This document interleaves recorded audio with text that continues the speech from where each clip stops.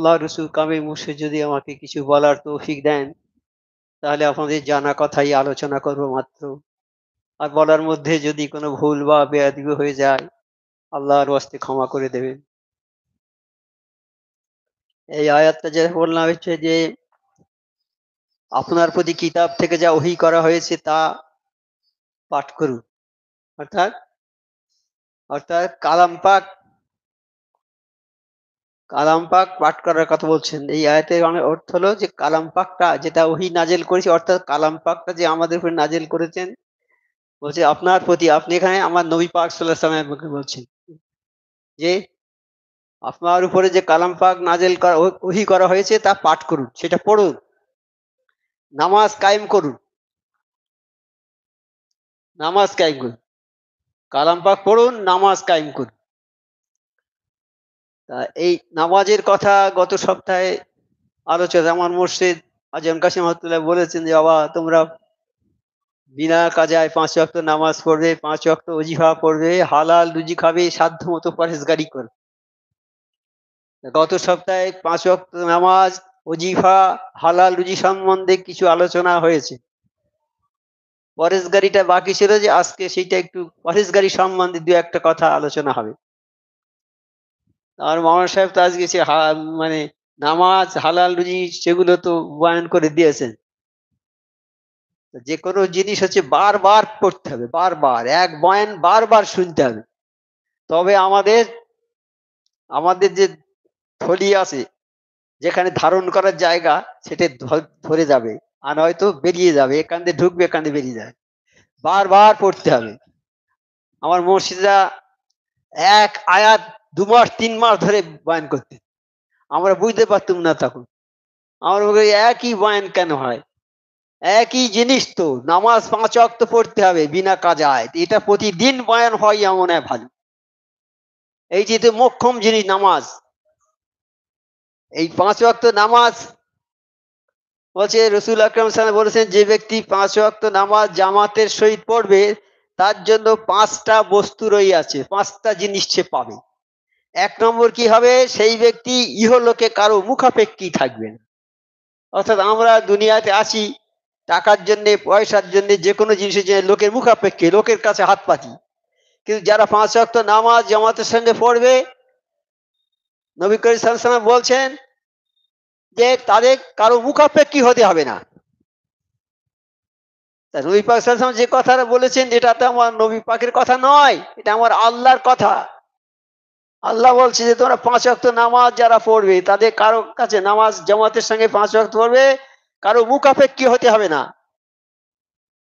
আর কি হবে, 2 নম্বর কি হবে, আল্লাহ তাকে গোর আযাব হইতে নাজাত করে দেবে।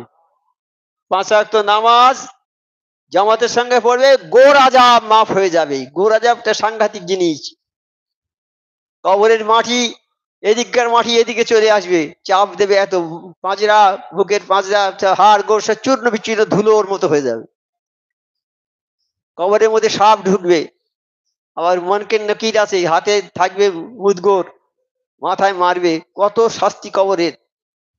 তা যারা 5 ওয়াক্ত নামাজ জামাতের সঙ্গে পড়বে, তাদের কবরের আযাব তারা হবে না, কবরের আযাব মাফ হয়ে যাবে।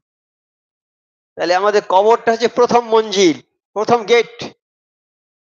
হ্যাঁ, প্রথম গেট।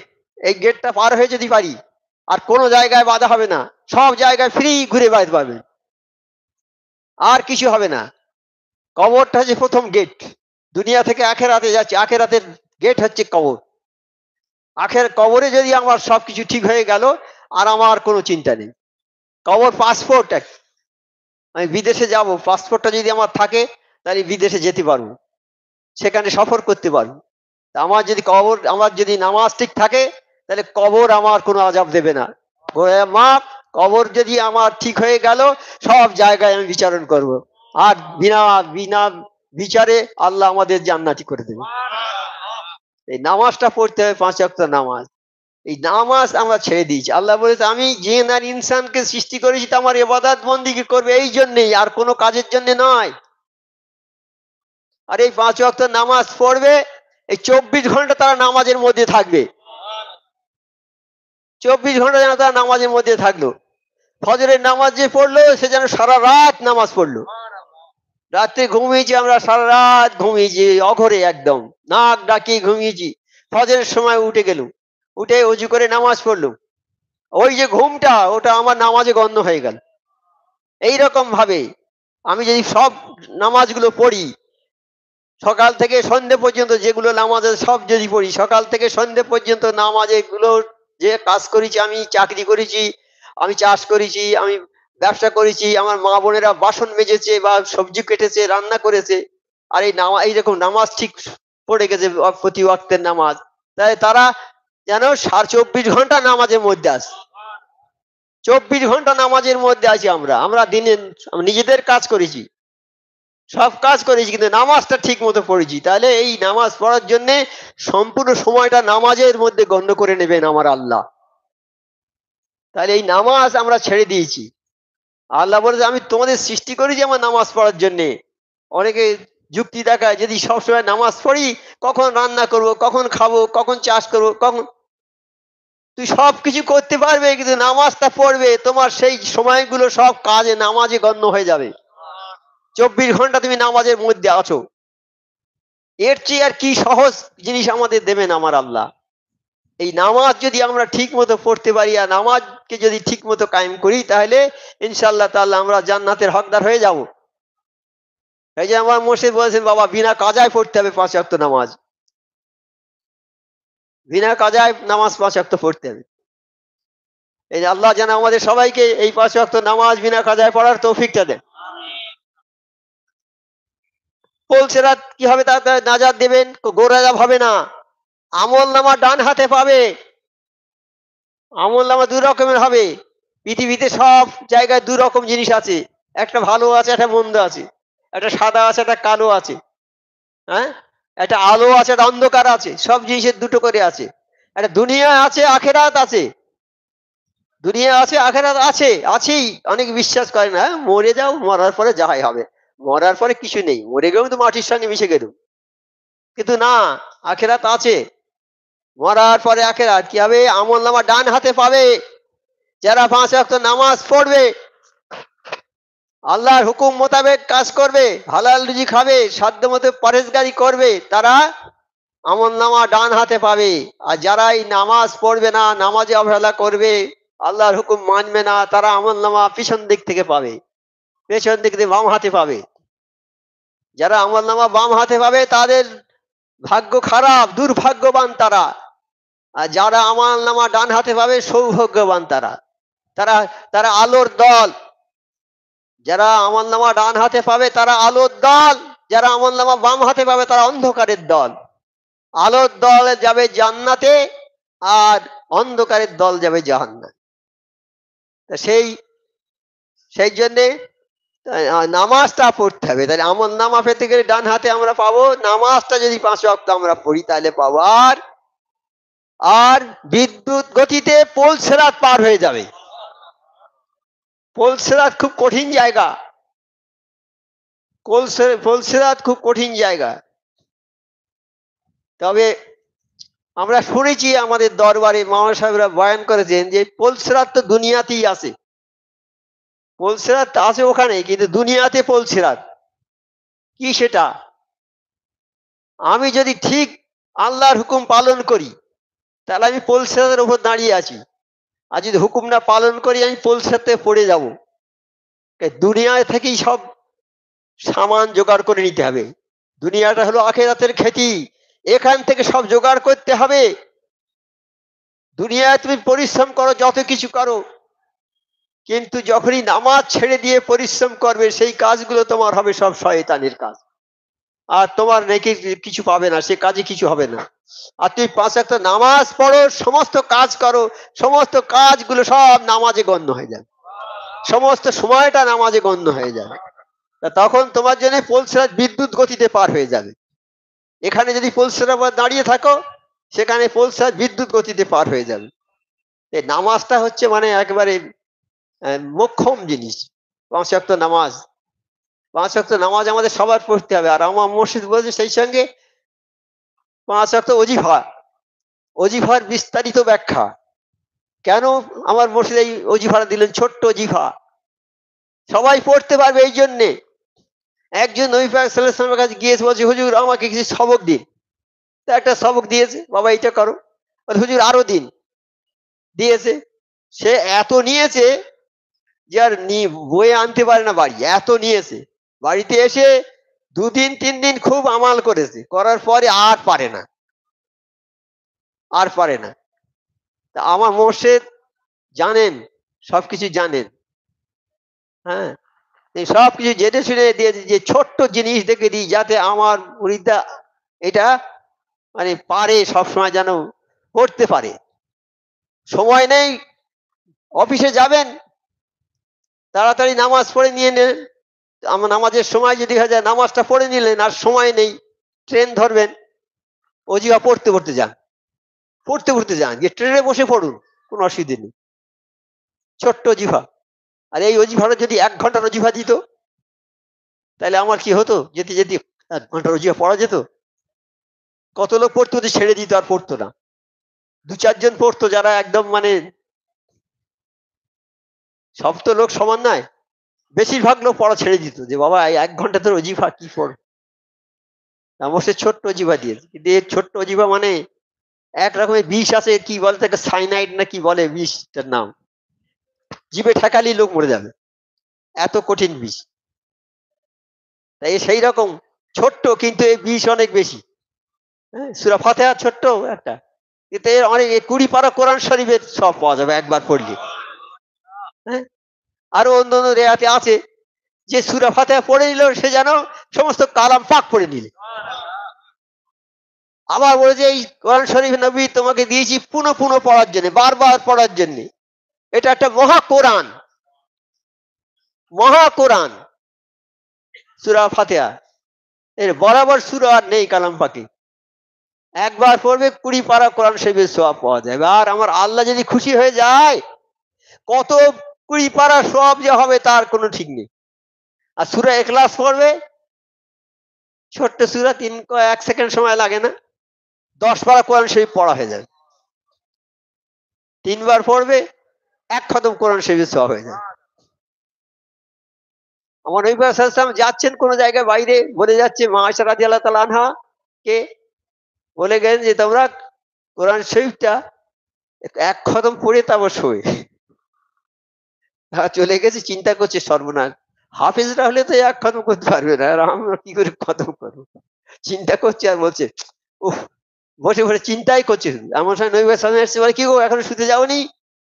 বলে হুজুর আপনি তো বলে গেলেন যে কোরআন খতম না করে শুতে যেও না, তা আমরা কি করে শুতে যাবো? কোরআন খতম কি সম্ভব? তোমরা শোনোনি কি কোনোদিন যে সূরা ইখলাস একবার পড়লে ১০ পারা কোরআন শরীফের সওয়াব হয়? সূরা ইখলাসটা ৩ বার পড়ে নিলে ১ খতম কোরআন শরীফের সওয়াব পাওয়া যাবে। তারপরে শুনে নিলে। আমরাও তো অনেকে শুনিনি। দরবারে যারা আমরা আসিনি তারা শুনিনি। দরবারে যারা এসেছে তারা তো জানে যে সূরা ইখলাস সূরা আ উম আ সূরা কুলহুর কি মর্যাদা, ইখলাসের কি মর্যাদা। যারা এসে শুনেছে তারা জানে, যারা শোনেনি তারা জানবে? সেই রকম এই যে আমরা নামাজটা পড়ি যদি ঠিক মতো করে, তারপর অজিফাটা পড়তে হবে। অজিফা বিরাট, বিরাট নেকি, এটা হুকুম। অজিফাটা পড়তে হবে। আচ্ছা, নামাজ পড়লো, ৫ ওয়াক্ত অজিফা, হালাল রুজি সব করেছি। নামাজ পড়েছি, অজিফা পড়েছি, হালাল রুজির বেলা আমি খাই। তাহলে আমার সব ফন্ড হয়ে গেল, একদম ধ্বংস হয়ে গেল, সব কিছু থাকলো না। আমি গিয়েছি দুধ আনতে, গোয়ালার বাড়িতে দুধ আনতে, একটা ড্রাম নিয়ে গেছি, ১ ড্রাম দুধ নিয়ে আসবো। কিন্তু ড্রামে বড় একটা ফুটো আছে দেখিনি। দুধ দিয়েছে গোয়ালা, আমি নিয়ে ভ্যানে তুলে দিয়েছি। তুলে দিয়ে আমি ভ্যান চালিয়ে চলে আসছি, বাড়িতে এসে দেখি আর নেই, সব শেষ। শুধু ড্রামটা আছে। কেন ড্রাম থাকলো? ওই যে ফুটো ছিল একটা ড্রামে, ওটা দেখিনি আমি। ওই ফুটো দিয়ে দুধ সব পড়ে গেছে। তা আমরা সেরকম নামাজ পড়েছি, নেকি পাহাড় জমিয়েছি। অজিফা পড়েছি, হাজার হাজার কোরআন পাকের সব পেয়েছি। নেকির গাদা মাথায় করে বাড়ি চলে এলুম। এসে হালাল হারাম মাল যে ১ লোকমা খেয়ে নিলুম, সব চলে গেল, আর কিছু থাকলো না। তাই যাই করি ৫ ওয়াক্ত নামাজ পড়তে হবে, 5 ওয়াক্ত ওজিফা পড়তে হবে, হালাল রুজিটা খেতে হবে। হালাল রুজি খাবে না, কোনো ইবাদত বন্দেগী তোমার কবুল হবে না। হ্যাঁ, তা আমার মোর্শেদ তাই বলে গেছে, বাবা 5 ওয়াক্ত নামাজ বিনা কাজায়, 5 ওয়াক্ত ওজিফা, হালাল রুজি, সাধ্য মতো পরেজগারি। এই পরেজগারিটা সম্বন্ধে একটু দুই একটা কথা বলছি। পরেজগারিটা কি? বান্দার যে হক নষ্ট হয়েছে, বান্দার হক একটা আছে নষ্ট করেছি আমরা, অনেকে করি। বান্দার হক কি? যেমন সহজ একটা উদাহরণ দিই, আমার পাশের বাড়ির লোককে বলতে হবে, আমার বাবা নামাজ পড়ো, পড়ো বাবা। যদি না বলি তাহলে আমি আল্লাহ বান্দার হকটা নষ্ট করে দিলেন, একজনের হক নষ্ট করে দিলেন। আমার প্রতি আমার স্ত্রীর হক আছে, আমি যদি সেই হকটা আদায় না করি তাহলে আমার স্ত্রীর হক নষ্ট করে দিল। এই রকম বাপ মার হক আমার উপরে আছে, আমি বাপ মাকে যদি সেবা না করি, বাপের হক নষ্ট হয়ে গেল, করে দিল। এই হক কারো নষ্ট করা যাবে না, হকের বিচার হবে কাল কিয়ামতে। হ্যাঁ, আমরা যে অত্যাচার করি আমাদের স্ত্রীদের উপরে অন্যায় ভাবে, এর বিচার হবে কাল কিয়ামতে, কেউ বাদ যাবে না বাবা। সেই সাবধান হয়ে যান, তার যে হক আছে দিতে হবে আমার। হ্যাঁ, আমি যদি হক পুরোপুরি মেটাতে না পারি, তার কাছে সারেন্ডার হতে হবে, হয়ে তাকে ভালোভাবে বোঝাতে হবে, তার কাছে ভালো করে বুঝিয়ে করতে হবে। কোন স্ত্রীরা স্বামীর কাছে একটা দাবি করে বসলো, স্বামী ঘাম করে এক লাঠি মারলো, আমার সামর্থ্য নিয়ে আমি কোথায় পাবো, এইটা নয়। চাইতে পারে, তার হক আছে, সেইটা তুমি যদি না দিতে পারো, তাকে ভালো করে বুঝিয়ে সুঝিয়ে, ভালো করে বুঝিয়ে, সেইটা না দিতে পারলে তাকে বুঝিয়ে সুঝিয়ে দেবে, মারধর করবে না। কিন্তু এই যে মারবে যখন ওই কথা উপরে, তখন ওইটা বিচার হবে, লেখা থাকবে সব, আমরা যা করি সমস্ত কিছু লেখা থাকবে, আমল নামায় সব লেখা থাকবে, সবকিছু লেখা থাকবে আমল নামায়। কাজে আমরা বলতে পারবো না যে আমরা এটা বলিনি বা এটা করি। যখন অস্বীকার করব আমরা, আমাদের মুখটাকে সিল করে দেবে। এই হাত কথা বলবে, পা কথা বলবে, সবাই কথা বলবে, হাত পা, মুখটা আর জবানটা বন্ধ করে দেবে। তাহলে পালাবার রাস্তা নেই, পালাবার রাস্তা আমাদের নেই। হ্যাঁ, এই দুনিয়ার বাইরে যেতে পারবেন? পৃথিবীতে আমরা আছি, এর বাইরে যেতে পারবেন? কোনো জায়গা আছে? সেখানে কিয়ামতের ময়দানে ওখানে কোনো পালাবার পথ নেই। সেখানে একবার অন্যায় করে গেলে শাস্তি হবে পুরো। তা বান্দার যে হক নষ্ট হইয়াছে, লোকের উপর যে অন্যায় অত্যাচার করা হইয়াছে, আমরা করি তো, লোকের উপরে অত্যাচার করি না? যদি করে থাকি, সেই অপরাধ মুক্ত হওয়ার আশায় যদি কেহ আল্লাহর ইবাদত বন্দেগী ও অত্যধিক পরেজগারির দিকে মনোনিবেশ করে, তবে ইহাই রোজ কিয়ামতে তাহার হিসাব সহজ করিয়া দিবে। রোজ কিয়ামতে যে আমাদের হিসাবটা সহজ হয়ে যাবে কি করলে? যদি আমরা কোনো মানুষের হক নষ্ট না করি, কোনো মানুষের প্রতি অন্যায় না করি, বা অপরাধ না করি, বা যদি করে থাকি এইসব, সেইগুলো অপরাধগুলো যাতে মুক্তি করা যায়, অপরাধ থেকে যাতে মুক্তি পাওয়া যায়, সেজন্য অত্যধিক নামাজ ওজিফা পড়া, আল্লাহ স্মরণ করা, আল্লাহ জিকির করা, তাহলে আমাদের ওইগুলো আল্লাহ মাফ করে দেবে। মাফ করে দেবে যখন, এইগুলো যখন আমরা ওইভাবে যখন নামাজ ওগুলো পড়বো, ওইগুলো কাল কিয়ামতের হিসাবটা সহজ হয়ে যাবে। কিয়ামতে হিসাবের সহজ হবে এই সব কাজগুলো করলে। রোজ কিয়ামতে পাপ পুণ্যের হিসাব নিকাশ হওয়া অবধারিত, এটা হবে। কেউ এটা রোধ করতে পারবে না, কোনো সম্ভব নয় কারো দ্বারা যে কিয়ামতের বিচার বন্ধ করে দেব, কেউ পারবে না। দুনিয়ার বিচার বন্ধ করে দেবে দুনিয়ার মানুষ, বিচার থাকলে তারা স্বার্থের জন্য বিচার করবে না, কিন্তু কিয়ামতের ময়দানে আল্লাহ তো সর্বশক্তিমান সর্বশ্রেষ্ঠ, তার সমকক্ষ কেহ নাই, সেখানে আমার আল্লাহ যা করবে তাই। কাজী আমরা যত অন্যায় করব তার প্রতিফল আমাদের ভোগ করতে হবে। তা হ্যাঁ, এ কথা সত্য, যে ব্যক্তি দুনিয়াতে নিজের হিসাব নিজে করে, আবার বলছে দুনিয়াতে যে নিজের হিসাব নিজে করে, নিজের হক বুঝিয়া লয়, আমার হক কোনটা সেটা আমি বুঝে নিয়েছি, পরের হক যথাযথভাবে আদায় করি, পরের হক অন্যের হক আদায় করে দেয়, পরকালে তাহার হিসাবের ভয় কিসের? হাদিস শরীফে আছে, রোজ কিয়ামতে পরহেজগার বা ক্ষুধাভীরু লোকদের হইতে আল্লাহ তাআলা হিসাব গ্রহণ করিতে লজ্জা বোধ করবে। নামাজি পরহেজগার লোক যারা আল্লাহর হক আদায় করেছে, আল্লাহর হুকুম মতো কাজ করেছে, তাদের হিসাব নিতে আল্লাহ লজ্জা বোধ করবে, তাদের হিসাব নেবে না, বিনা বিচারে তাদের জান্নাতে পাঠাবে। এক শ্রেণীর লোক থাকবে কাল কিয়ামতের ময়দানে, আল্লাহ ঘোষণা করে দেবে, তারা সেই মতো বিনা বিচারে জান্নাতে চলে যাবে। হুজুরে পাক সাল্লাল্লাহু আলাইহি ওয়াসাল্লাম আরো বলেন, তোমার নিকট হইতে হিসাব লওয়ার আগেই তুমি তোমার হিসাব গ্রহণ করো। কাল কিয়ামতে আমাদের হিসাব নেবে, তার আগে তুমি দুনিয়াতেই তোমার হিসাবটা করো।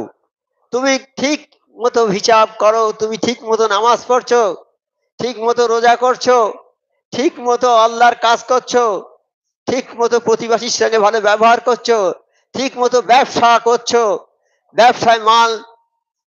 ব্যবসায়ীরা মাল ওজনে কম দেয়, আমার আল্লাহ তাও বলে দিয়েছে, বাবা তোমরা কেউ মাল ওজনে কম দেবে না। কোনো কথা বলতে বাকি রাখেননি আমার আল্লাহ। এও বলেছে যে তোমরা গরিব মানুষের সম্পদ আত্মসাৎ করার জন্য কোর্টের আশ্রয় নেবে না। হচ্ছে না বাবা, হামেশা হামেশা গরিব মানুষ আমি, আমার বাড়ি ধনী লোকের বাড়ির সামনে, ধনী লোক সেইটা বাড়ি আমার জায়গাটা নেওয়ার জন্য কোর্টে কেস করে দিলে, মিথ্যা করে কেস, কিন্তু জানে যে জমিটা আমার নয়, তবু কেস করে দিয়েছে দুনিয়াভি আশায়। দুনিয়ার লোভ লালসা তোমাদেরকে ধ্বংসের দিকে নিয়ে চলে যাবে। দুনিয়া তো চিরস্থায়ী নয়, আমরা জানি দুনিয়া চিরস্থায়ী নয়। আমার বাপ নেই, আমার মা নেই, আমার দাদা নেই, পরদাদা নেই, সব মারা গেছে, আমারও যেতে হবে, এটা আমি জানি, জেনে তবু আমি অন্যায় করব কেন? দুনিয়া আমাকে গ্রাস করে ফেলেছে, দুনিয়ার গোলাম হয়ে গেছি আমি। কিন্তু তুমি যখন দুনিয়া ত্যাগ করবে, দুনিয়া তোমার পেছনে পেছনে ছুটবে। তুমি যখন দুনিয়ার দিকে থাকবে, তখন তুমি দুনিয়ার পিছনে পিছনে ছুটছো, কিন্তু যখন দুনিয়া ত্যাগ করবে, দুনিয়া তোমার পিছনে পিছনে যাবে, দুনিয়া তোমার গোলাম হয়ে যাবে। তাই দুনিয়াতে তুমি তোমার হিসেবটা করো। তুমি নামাজ ঠিক মতো পড়েছো কি, হিসেবটা মিলিয়ে দেখো। তারপর রোজাটা ঠিক মতো করেছো কি, রোজা করে হালাল মাল দিয়ে কি ইফতার করেছো, না রোজা করনি তুমি, তাও বলো। তুমি হয়তো রোজাও করনি, রোজার সময় রোজা করনি। আমি এক জায়গায় গিয়েছি, এক আত্মীয়ের বাড়ি, রোজার সময় গিয়ে বলছি, ভাই তোমরা রোজা করো না? বলছে ঘরে ভাত থাকতে রোজা করবো? কি কত বড় অহংকারের কথা! হায় আল্লাহ, কত বড় অহংকারের কথা বলুন। ঘরে ভাত থাকতে রোজা করবো? তারা জানে না এটা, যে আল্লাহ রোজা আমাদের করার জন্য বলেছে, রোজা করতেই হবে। যার সামর্থ্য আছে, রমজান মাস যদি সে বেঁচে থাকো, তার রোজা করতে হবে, এটা আল্লাহর হুকুম। তারা জানে না, আর জানলেও সেটা আমল দেয় না। তারা অন্ধকারের মধ্যে আছে। যারা আজকে এই হাক্কানি দরবারে এসেছে, যারা কামেল ওলি আল্লাহর দরবারে, তারা অন্ধকার থেকে আলোর মধ্যে এসেছে। তারা নামাজ ভালো করে পড়বে, রোজা তারা করবে, হালাল মাল তারা খাবে, সাধ্য মতো পরেশগারি তারা করবে, এটা করবে। আজকে যদি আমরা এই দরবারে না আসতাম, তাহলে আমরা কোথায় যেতাম সে কথা আর বলার কিছু নেই। আমার মোর্শেদ জমিদারের সন্তান, জমিদারি ত্যাগ করে চলে গেছেন। কেন? তিনি চেয়েছেন যে সারা বিশ্বের মানুষ যেন আল্লাহমুখী হয়। তার ওই একই চেষ্টা যে সারা বিশ্বের মানুষ কিভাবে আল্লাহমুখী হবে, সেই জন্য তিনি সব ত্যাগ করে, কঠোর রেয়াজাত করে এই হাক্কানি আঞ্জুমান প্রতিষ্ঠা করেছেন। হ্যাঁ, এই হাক্কানি আঞ্জুমানে যারা এলো, তারা যেন অন্ধকার থেকে আলোর মধ্যে এলো। আরো কি আছে? আল্লাহ যাকে ভালোবাসে, সেই একমাত্র কোনো কামেল ওলি আল্লাহর দরবারে যেতে পারে। কামেল ওলি আল্লাহর দরবার হওয়া চাই। আল্লাহ যাকে ভালোবাসে, আল্লাহ আমাদের ভালোবেসেছে বিধায় আমরা এই দরবারে আসতে পেরেছি। আর নয়তো আমার মা বাপরা আমাদের জন্য দোয়া করেছে, তাদের দোয়ার বদৌলতে আমরা এখানে এসেছি। আর নয়তো এমন একটা কাজ আমি করেছি, আমি জানি না যে কাজটা আল্লাহ পছন্দ করেছে। সেই আল্লাহ সেই কাজে খুশি হয়ে, আল্লাহ যখন কোনো মানুষের উপর খুশি হয়ে যায়, তার বান্দার উপরে খুশি হয়ে যায়, তখন আল্লাহ টাকা দেয় না, পয়সা দেয় না, তাকে হয় নবীর দরবারে পাঠিয়ে দেয়। আর নবী যখন থাকে না, কামেল ওলি আল্লাহর দরবারে পাঠায়। আল্লাহ যাদের, আল্লাহ যাকে ভালোবাসে না, তারা কোনো অলিদ বা নবীর দরবারে তারা যেতে পারবে না, তারা পাবে না দরবার। তারা এখানে যাবে ওখানে যাবে, ঘুরতে ঘুরতে জীবন শেষ হয়ে যাবে, তারা অলির দরবার পাবে না। একজন মানুষ আমার খুব পরিচিত লোক, খুব পরিচিত, আমার সঙ্গে প্রতিদিন দেখা হয়, অনেক পয়সার মালিক। আমি বলছি ভাই হজে গেলে না? বলছে এইবারে যাব। তা আমি তো, আমার ঘরের কাছে ঘর, আমি বলি ভাই তাহলে আমি ফর্মটা নিয়ে আসি। বল নিয়ে আসুন। নিয়ে গেলুম, বলে ভাই এবারটা হবে না। আমি বল আপনার তো ৩-৪টে ছেলে আছে, দুটো ছেলের সঙ্গে করে নিয়ে যান না, দুটো ছেলে ২ হাত ধরবে, আর আপনি হজ করে আসবেন, ৩ জনের হজ হয়ে যাবে। টাকার তো অভাব আছে আপনার? নেই তো। লক্ষ লক্ষ কোটি কোটি টাকার মালিক। আমি যান না। তা বলছে দেখি। তবু বলতে পারলো না হ্যাঁ যাবো। যেতে পারলো না হজে, শরীর খারাপ হয়ে গেল, হাসপাতালে গেল, জ্যান্ত মরে ফিরে এলো, হয় যেতে পারলো না। তাই আল্লাহ যাকে ভালো না বাসবে সে যেতে পারবে?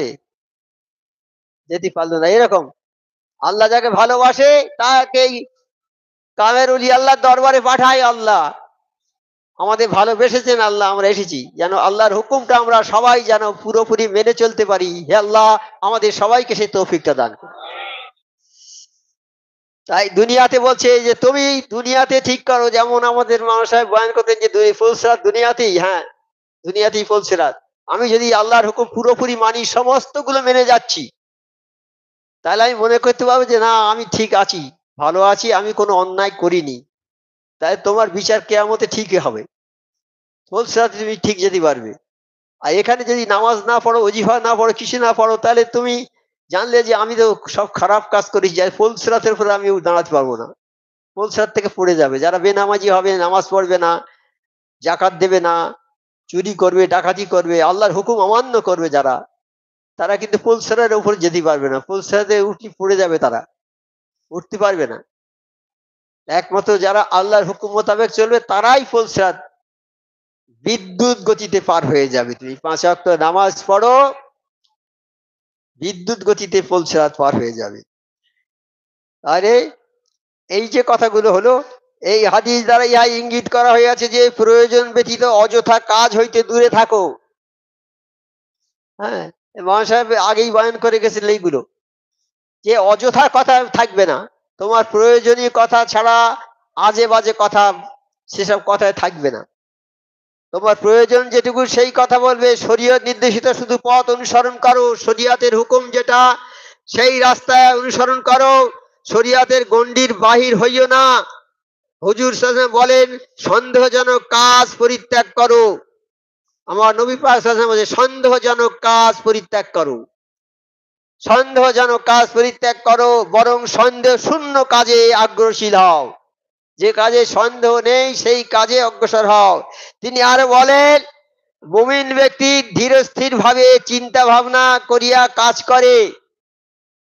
আমার নবী পাক সাল্লাল্লাহু আলাইহি ওয়াসাল্লাম বলছেন যে মুমিন ব্যক্তি ধীর স্থির ভাবে চিন্তা ভাবনা করে সব কাজ করে।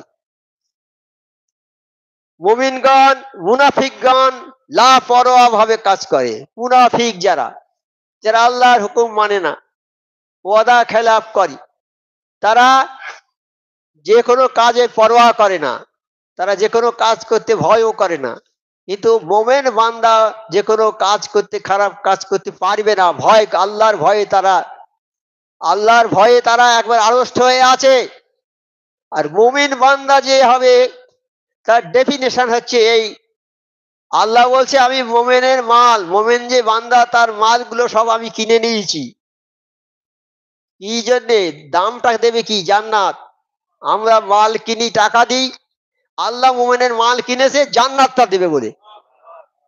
আর মোমেন বান্দা বলছে, মোমেন বান্দা বলছে আমি আমার মাল বিক্রি করে দিয়েছি আল্লাহর কাছে জান্নাতের বিনিময়ে।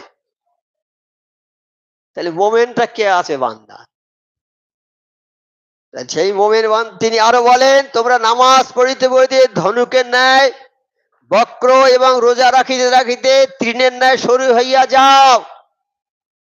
তোমরা নামাজ পড়ে পড়ে ধনুকের ন্যায় বেঁকে যাও, যদি নামাজ পড়ে পড়ে বেঁকে যাও, হ্যাঁ, আর যদি তৃণের মতো সরু হয়ে যাও, তা ঘাসের মতো রোগা হয়ে গেছে, একদম গায়ে চামড়া, হাড়ে চামড়া লেগে আছে, রোজা সারাদিন রোজা, সারা রাত ইবাদত হয়ে গেছো, হ্যাঁ, তবুও পূর্ণ পরেজগার না হইলে কোনোভাবেই উপকৃত হইবে না। পরেজগার মানে আমরা তো বুঝি যে লোকের বাড়ি যাদের হারাম খানা আছে খাবো না, এটাও ঠিক, পরেজগারি ওটা। এই যে লোকটা সারা রাত নামাজ পড়ছে আর সারা দিন এবার রোজা রাখছে, শরীরটা তৃণের মতো হয়ে গেছে, মাংস নেই গায়ে, হাড়ে চামড়ায় লেগে গেছে, কিন্তু তার রুজিটা যদি হালাল না হয়, হালাল রুজি খাওয়া মানে পরেজগারি করা, হালাল রুজি খাওয়া মানে পরেজগারি করা, লোকের সঙ্গে ভালো ব্যবহার করা মানে পরেজগারি করা, আল্লাহর হুকুম মেনে চলা, নামাজ 5 ওয়াক্ত পড়া, বিনা কাজায় পরেজগারি করা, সবগুলো পরেজগারি। সব জায়গায় পরেজগারি আছে, চলায় পরেজগারি, বলায় পরেজগারি, সব জায়গায় পরেজগারি থাকবে। তবে আমার মোর্শেদ শ্রী আজান গাছি রহমতুল্লাহ আলাইহি ভালো করে দেখে বলেছেন, বাবা তোমার সাধ্য মতো পরেজগারি করো। পরেজগারি করতে আমরা একজনও হয়তো পারবো না, পরেজগারি এমন একটা জিনিস, কঠিন জিনিস। একজন লোক সে রিক্সা চালায়,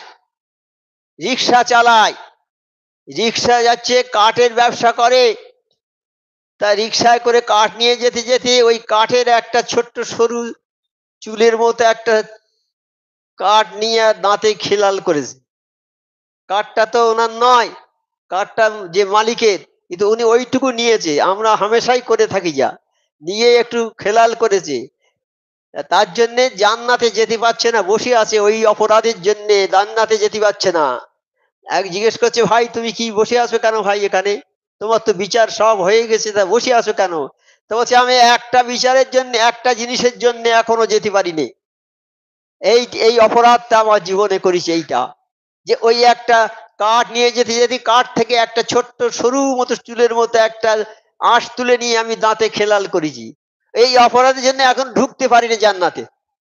তাহলে পরেজগারিটা কি আছে বাবা, আমরা করতে পারবো সবাই? সেই যে আমার মোর্শেদ বলছে, অসাধ্য মতো পরেজগারি করো, যেটা তোমাদের সাধ্যে কুলায়, তবে আল্লাহর ভয় করবে, এটা পরেজগারি, আল্লাহর ভয় পরেজগারি, আল্লাহর সমস্ত হুকুম মানা পরেজগারি। সাধ্য মতো করবে বাবা, তোমার সাধ্যে যতটা কুলায়। আমার মোর্শেদ এইখানেই আমাদের একটু স্বস্তি দিয়েছে, তবে আমার ইচ্ছাকৃত ভাবে কোনো খারাপ কাজ করতে যাব না। যখন সাধ্যের অতীত হয়ে যাবে, হ্যাঁ, তখন যদি একটু অসুবিধা হয় আল্লাহ মাফ করে দেবে আমাদের সেটা, কিন্তু ইচ্ছা করে আমরা কিছু করতে যাব না। তাই তবুও পূর্ণ পরেজগার না হইলে, অন্য হাদিসে মুমিনগণ অনুসন্ধানী হয়ে থাকে। হুজুরে পাক সাল্লাল্লাহু আলাইহি ওয়াসাল্লাম বলেছেন, পানাহারের বস্তু হিসাবে অর্জিত হইল, এই সম্বন্ধে যে চিন্তা না করে, পানাহার খাওয়ার যে জিনিসগুলো আমি উপার্জিত করলুম, সে সম্বন্ধে যদি কোনো মানুষ চিন্তা না করে, এটা কিভাবে উপার্জন করলুম, এটা হালাল ভাবে না হারাম ভাবে। আমি মাল নিয়ে গেছি বাজারে বিক্রি করতে, মাল বিক্রি করতে গিয়ে খরিদ্দার এমন অনেক আছে যারা যারা শুধু প্যাকেটটা ফেলে দিয়ে চলে যায়, তারা কাজ করে, সরকারি লোক, তাদের বাড়িতে লোকজন নেই, তারাই নিজেরা বাজার করে, এমন বড় বড় স্ট্যান্ডার্ড লোক এরকম বাজার করে, সব প্যাকেট এনে মাছের বাজারে মাছের প্যাকেট ফেলে দিয়ে গেল, আর সবজি দোকান ফেলে দিয়ে গেল, সব জায়গায় ফেলে দিয়ে যাবে, আর ওদিক থেকে আসবে আর জিনিসটা নিয়ে বাড়ি আসবে। পরের দিন কি কি মাল এনেছে ওরা লিখে দেবে, সব এই মাল আমার দামটা ওই ব্যাগের মধ্যে দিয়ে দেবে, আবার পরের দিন আসবে। এখন দেখে না তো, মাছ দিচ্ছি আমি ওজন করে, কোনোদিন দেখে না, তার সুযোগ আমার হয়েছে খুব, দেখে না, যখন আমি 900 কি 800 মাছ দিয়ে দিলাম, 1 কেজি টাকা নিয়ে নিলাম, সবজি ওই রকম দিয়ে দিলাম, সবাই বেপরোয়া, দেখে না যখন কি আছে। কিন্তু যার আল্লাহর ভয় যার আছে, সে বরং 1 কেজি 10 গ্রাম কি 20 গ্রাম কি 25 গ্রাম বেশি করে দেবে, তো কম দেবে না। কেন? আল্লাহর ভয় আছে তার, পরেজগার লোক, সে পরেজগার লোক, সেই লোক যে আল্লাহর ভয় যার মধ্যে প্রকট আছে, আল্লাহর হুকুমের খেলাফ করবে না, নামাজ কাজা করবে না, আল্লাহ যে সমস্ত হুকুম দিয়েছে সমস্ত হুকুম পুঙ্খানুপুঙ্খ মানার চেষ্টা করবে, শত কষ্টের মধ্যেও চেষ্টা করবে, সেই হলো পরহেজগার ব্যক্তি। তাহলে ওই যে মালটা দিয়ে দিল, ওর পরহেজগারি থাকলো? আর থাকলো বাবা? পরহেজগারি থাকলো না। আমার মেয়েকে বিয়ে দিয়েছি, জামাই সুদের ব্যবসা করে, জামাইয়ের মুখ রক্ষা করতে গিয়ে শ্বশুর বাড়ি গিয়ে জামার বাড়ি গিয়ে খেয়ে নিল, পরহেজগারি থাকলো আমার? থাকলো কি বাবা? ওখানে অন্য কাজ করতে হবে, অন্য হেকমতের সঙ্গে কাজ করতে হবে। জামাই এসেছে শ্বশুর বাড়ি, আমার মেয়ের বিয়ে, মানে যে আমার নাতনি, ধরে উদাহরণ দিচ্ছে আর কি, জামাই এসেছে আমার দাওয়াত করতে, আমার নাতনির, আমার জামার মেয়ে মানে আমার নাতনির বিয়ে, নানার তো যাওয়া একান্ত দরকার, যেতেই হবে।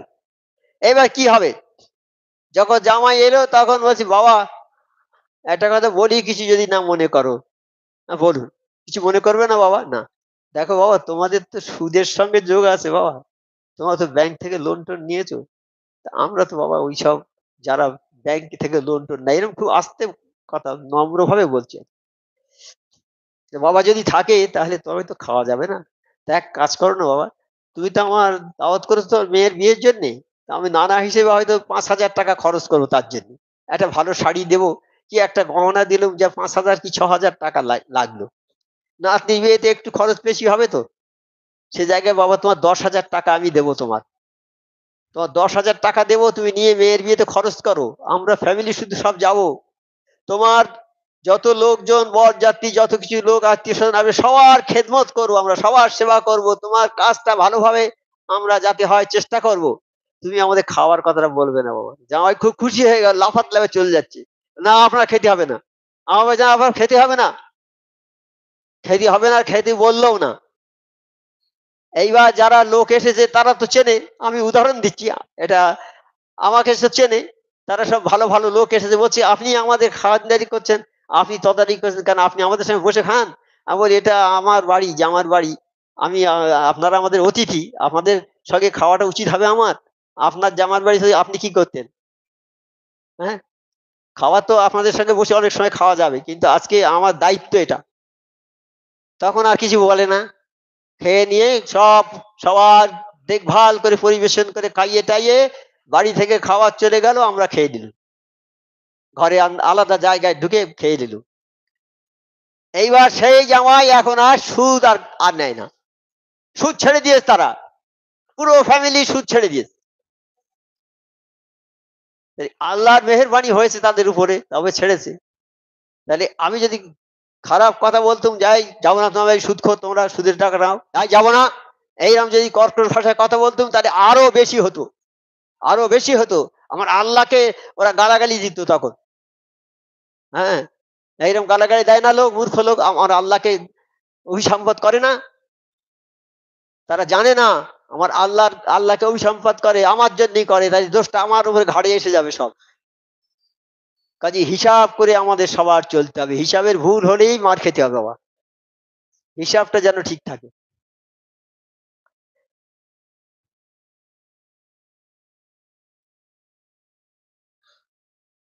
বলছি, হযরত জাবের ইবনে আব্দুল্লাহ রাদিয়াল্লাহু তাআলা বলেন, হুজুরে পাক সাল্লাল্লাহু আলাইহি ওয়াসাল্লাম ইরশাদ করিয়াছেন, হে লোক সকল, জীবিকা শেষ না হওয়া পর্যন্ত তোমাদের কেহ মৃত্যুবরণ করিবে না।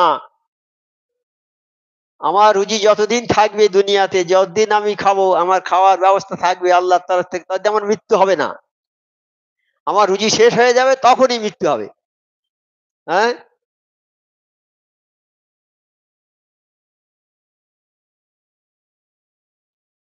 অতএব জীবিকা অর্জনে তাড়াহুড়া করিও না এবং আল্লাহকে ভয় করো।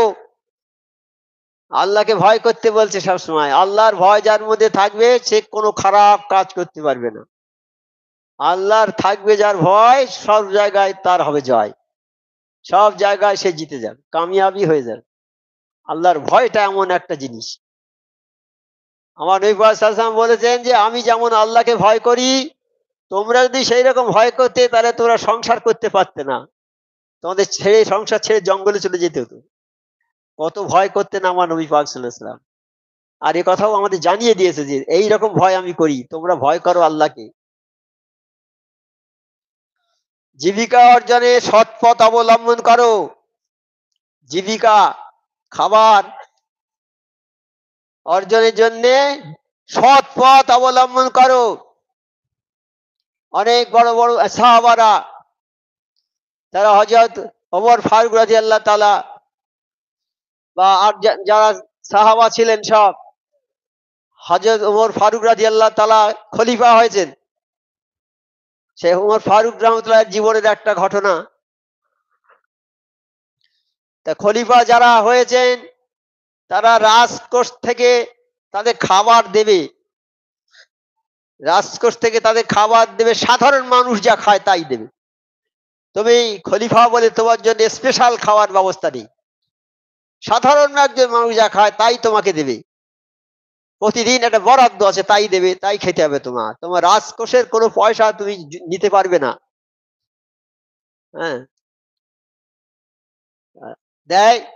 ছেলেরা বলছে, আমার ফারুক রাদিয়াল্লাহু স্ত্রী, ওনার মা, ছেলেদের মা তো বলছে, মা আমাদের মিষ্টি পিঠে খাওয়ার খুব ইচ্ছে হচ্ছে, তা আমাদের মিষ্টি পিঠে খাওয়ার ব্যবস্থা করতে হবে। তো বলছে, বাবা রাজকোষ থেকে যে খাবার আমাদের দেয় ওটা আমাদের তো কোনো রকমই চলে, তা ওর থেকে যদি আমরা মিষ্টি কোথায় পাবো, পয়সা কোথায় পাবো? তবে যে তোমরা একটু কম খেয়ে কিছু জমা করতে পারো, তাহলে ওইটা বিক্রি করে যে পয়সা হবে তা থেকে মিষ্টি কিনে একটা মিষ্টি পিঠে করা হবে। বলে, আলহামদুলিল্লাহ মা, আমরা একটু কম খাবো। ১০ জন লোকে খায় ২ কেজি আটা, ধরুন ১০০ করে যদি বাঁচায় তা কারো অসুবিধা হবে? তো ওইরকম বাঁচিয়ে বাঁচিয়ে কিছুদিন পরে মিষ্টি কিনে এনে পিঠে করেছে। ওমর ফারুক রাদিয়াল্লাহু তাআলা এসছে, মিষ্টি পিঠে খেতে দিয়েছে। বলে, কোথায় পেলে?